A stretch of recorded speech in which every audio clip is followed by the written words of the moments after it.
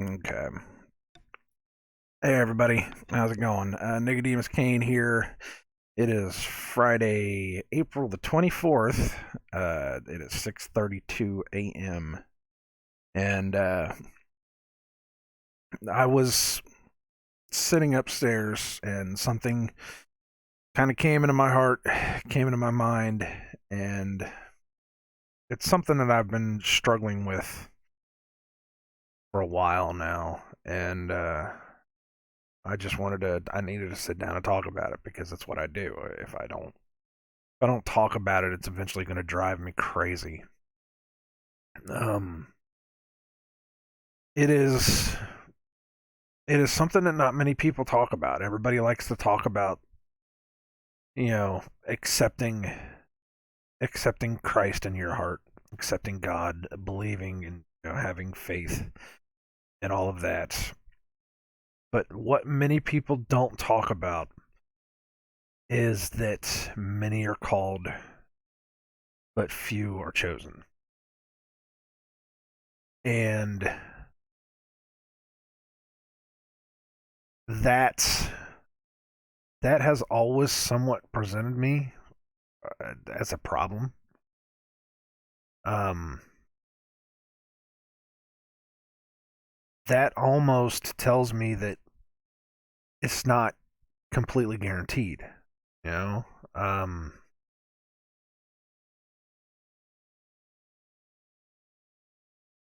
I've made changes. I've turned my life around completely. There are still things that I hold on to in this world. I understand that, but I have completely done a 180 on a lot of things. And when I look back at what I used to be, I'm definitely not that person anymore. I can definitely tell that. But there are still things of this world that I am a part of. I still have many things that I need to get rid of, and I still fall back into temptations, and I still walk the wrong way and still think the wrong things. You know, I understand that, and I am definitely not perfect, and I will be the first one to admit that. And over the past couple months, that phrase has been kind of it's been one that's been hitting home. You know, it's the parable. I actually looked it up today. The parable of the wedding feast, um, of the father who was having a wedding feast for his son, and I think it was he called, he sent out the invitations, but nobody came. So he asked others, you know, strangers if they would come. And while he was looking, there was one that was not dressed, for a wedding. It's kind of there, and so the guy said, take him, bind him up, and throw him out. I think it was throw him out into eternal darkness or something like that, and there will be weeping and gnashing of teeth. And that has stuck with me. That one's kind of stuck with me. The line after that is many are called and few are chosen. And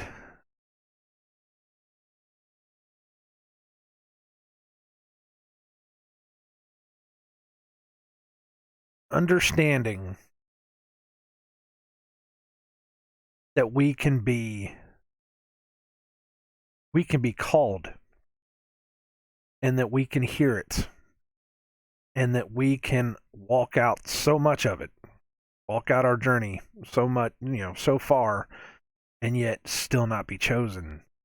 That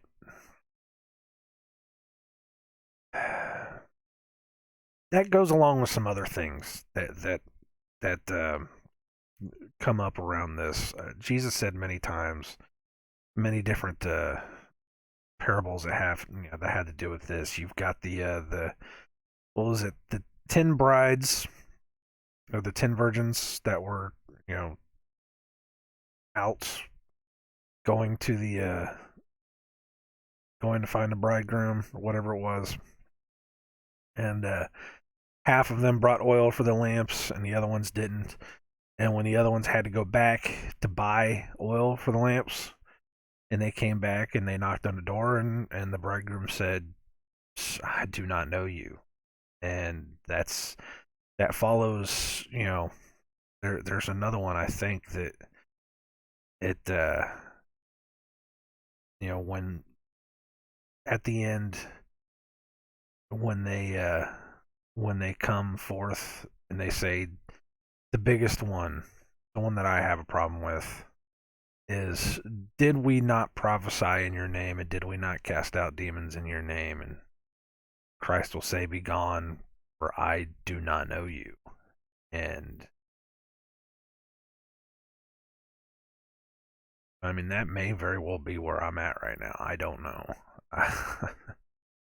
Because there are times where it just feels like it's weighing so heavy on me, and that could just be the world trying to fight me. It could be whatever spiritual battle is happening right now, and there is. I understand that completely.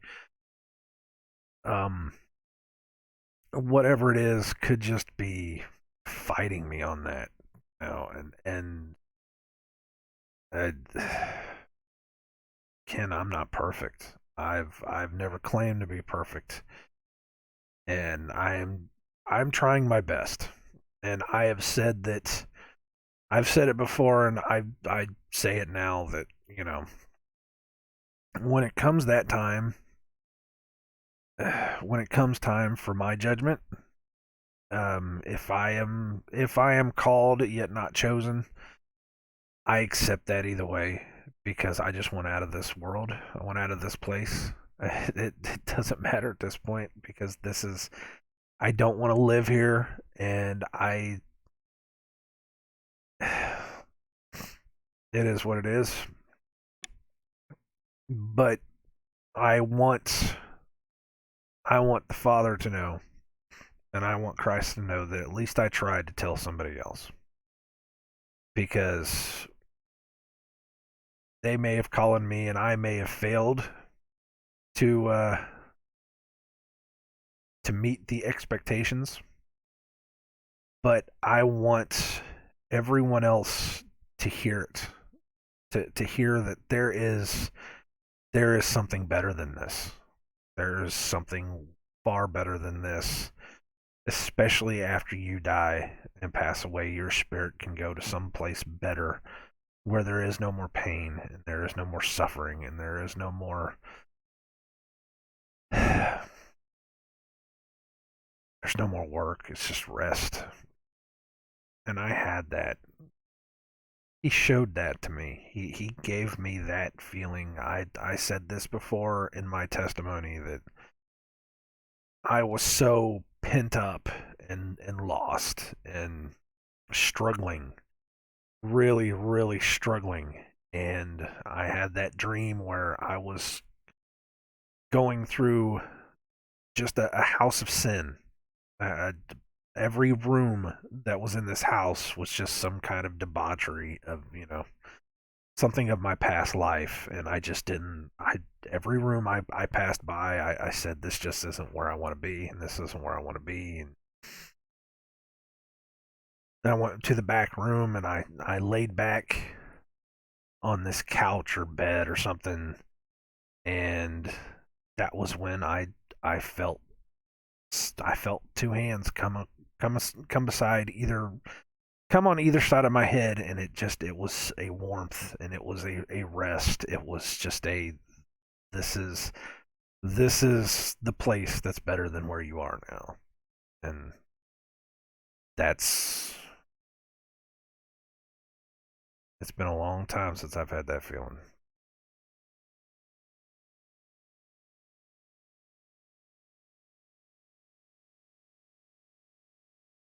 I guess the whole point of this is, you are called, and when you are called, you need to really listen to what is being said and know that nothing is guaranteed. I I don't know if that makes any sense. And I know people don't believe that because they say if you just believe in Christ, you will be saved. If it's just as simple as just believing in Christ and believing in God and putting your faith in him, then why do they say that? I've dissected it myself that many are called and few are chosen. What do you consider many? I consider many to be at least 75% of a thing. You know, if there's 100 people, I consider 75 people to be many. That's many people. You know, what's few? Few. If there was 100 people, a few people would only be maybe 10. That's about 10%. So out of the 75 plus percent of the people that are called, only about 10% of those people get chosen. Now, just going on those numbers alone, for all the people that have lived in the world, that's still a fair amount of people. But I don't know why that weighs so heavy on me. That just trying to figure it out. Like I said, I'm just trying to figure it out. It's I don't know why I woke up like this. It just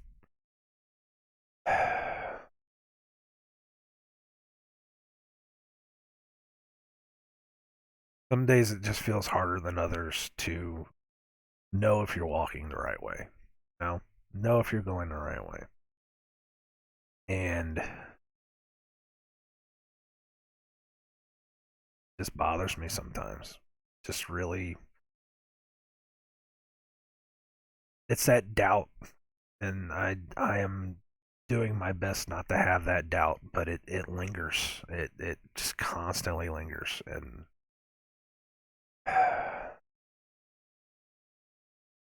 it's kind of hard. I don't know how else to say it. I don't know.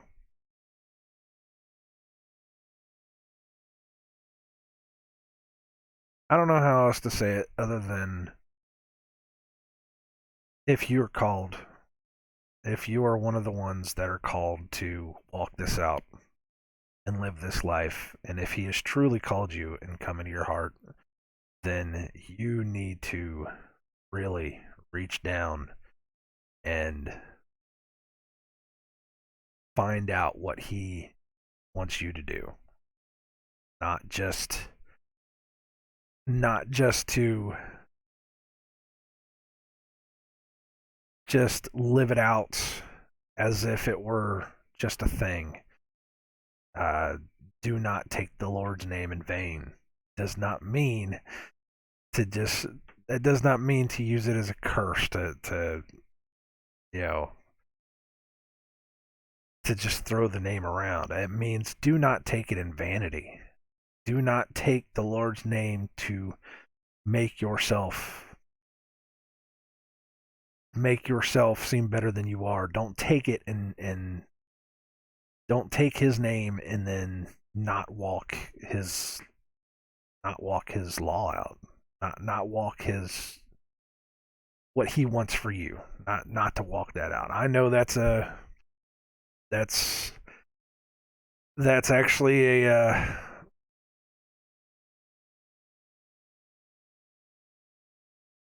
I'm trying to find the word for it. That's an understanding that I've had with or that's an understanding that I've had arguments with several people about is you know walking out. How much of that do you actually have to walk out? And you know whether you want to just believe or whether you want to actually follow the word the way that he wants you to follow it. And I I've had many people come to me and say You don't have to do all that. And of course, to them, I say, well, then why does the book say otherwise?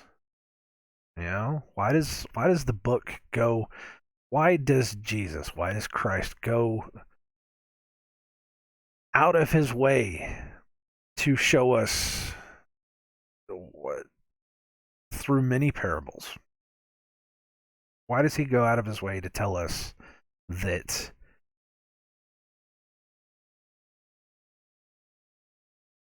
not many will get it? Why does he go out of his way to do that? I mean, he really does. He goes out of his way to say it. He said it several times. There was the wedding feast. There was the 10 virgins. There was the seeds, the sowing the seeds. Um, Not the one about the wheat and the tares, but the other one where the seeds fell on the rocks and they grew, but they flew away. And then there was the ones where the ones that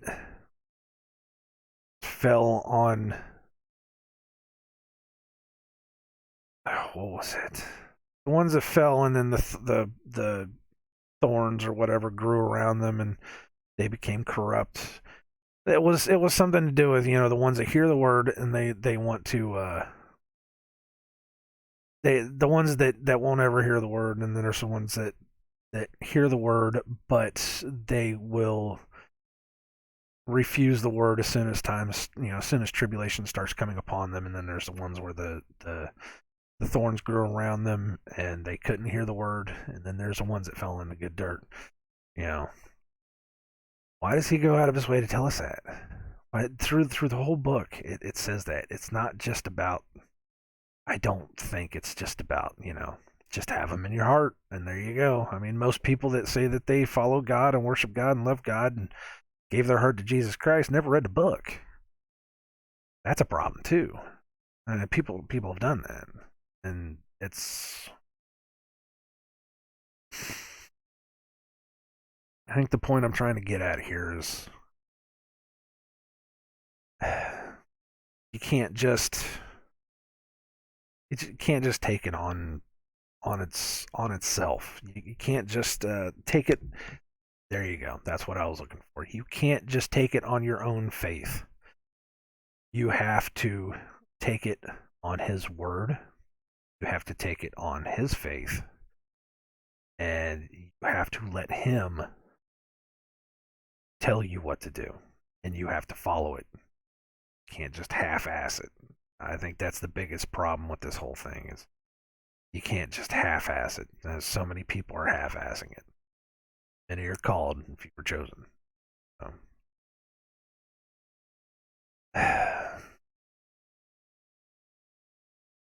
I have to go. I gotta go to work. I gotta go log in. I just needed to say that.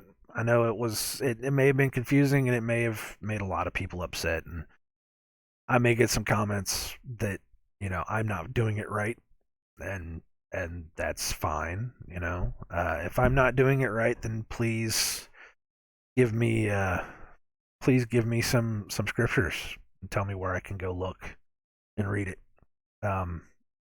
Make sure it's in context, because I don't read scriptures out of context. Because when you read scriptures out of context, you can make that book say whatever you want. But I'm gonna stop. There you go. I'm gonna pray that this day gets better. I woke up feeling like this, so I'm hoping it gets better. You people take it easy.